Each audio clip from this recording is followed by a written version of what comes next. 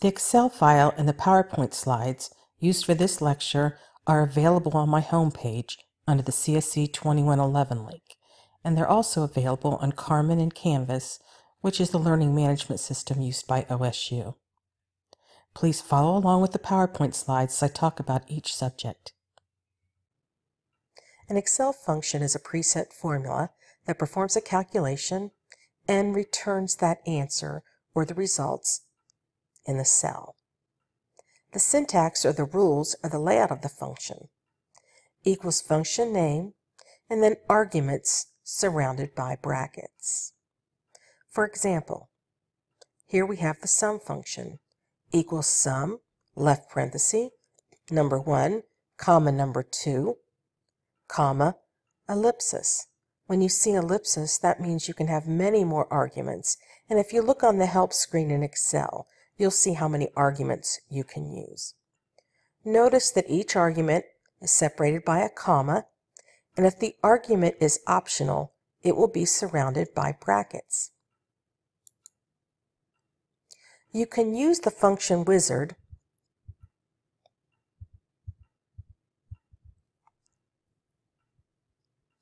when walking through or creating these formulas. The function wizard is right here on the FX, and then you can use the different functions. We'll not be using this function wizard because I want you to learn how to type in the formulas and the arguments.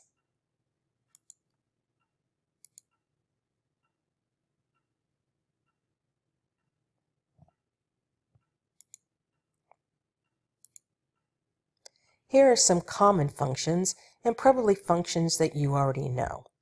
Let's look at these examples using our Excel file. Here we have some airfare, and we're going to sum it. So we type in equals sum. Notice you have some hints here. Tells you that number 1 is a required argument, and number 2 is optional, and you have many more arguments after that. I'm going to use the sum function. I'm going to highlight these, left parenthesis, and hit the enter key. And there's the answer. The average function equals average.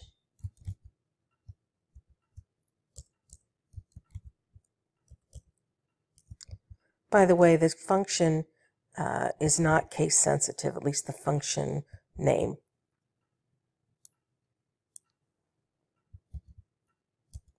You have the min. I'm going to go ahead and use this auto sum over here just to show you the min. Again, we want to type in the formulas, but with these functions, I'm just going to get this set up or do it the easy way. You have min. And actually, I need to do a max here. So let's fix that. And there's our answer. Let's take a look at the count function. There are two variations to the count function, count and count A. The count function counts the number of numeric cells. So we type in equals count.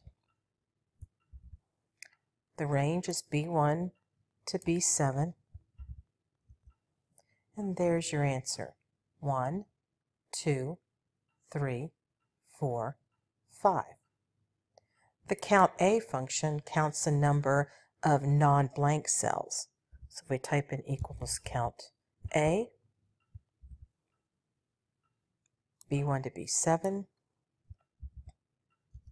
and the answer is 6. 1, 2, 3, 4, 5, 6. The round function rounds a number to the number of specified digits. 2 arguments and 2 arguments only, the number, and then the number of digits you want to round it to. Okay, if you want to round the number to the nearest 1 decimal place, you will put a 1 in as the second argument. If you want to round it to the nearest 2 decimal places, you will put a 2. If you want to round it to the nearest whole number, you will put a 0 as the second argument.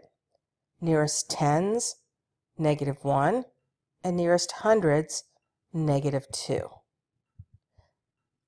Let's go ahead and look at an example here. equals round, left parenthesis.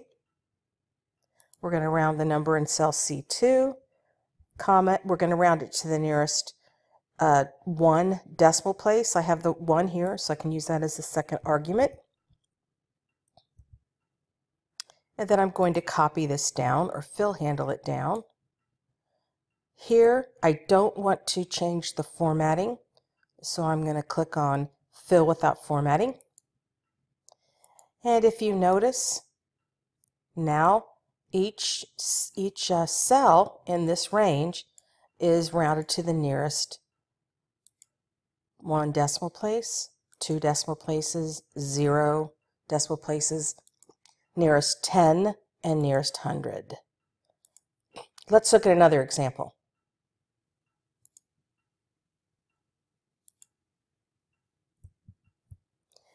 In cell C3, I've typed the average function, and I'm averaging cells B1, C1, B2, and C2. I want to average those numbers, but I also want to round them to the specified number of digits. So I'm going to use the round function first. The number happens to be in cell C3. I'm going to use that. And what I round it to is going to be in cell D4. I want to round it to the nearest 1 decimal place. I hit the enter key. There you go. Now, I want to copy this down, but I want the number to stay the same here in C3. I'm going to put a $sign in front of the 3. Don't worry about that. We will talk about that later. Fill without formatting. And there's your answer. Now let's say I didn't have the average function in cell C3. I could also type it right here. My average range is B1 to C2. I'm going to round it to the first decimal place because I have cell D4. And I need to put a parenthesis right here. And I'll show you why.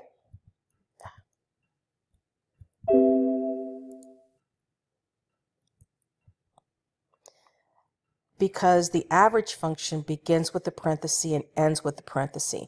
So the first argument to the round function is the average function. So I need to put the parentheses in the proper place. Now in this case, I'm averaging B1 to C2. So I need to have $signs in front of those numbers. And again, we will explain that more on another video. Copy it down and fill without formatting.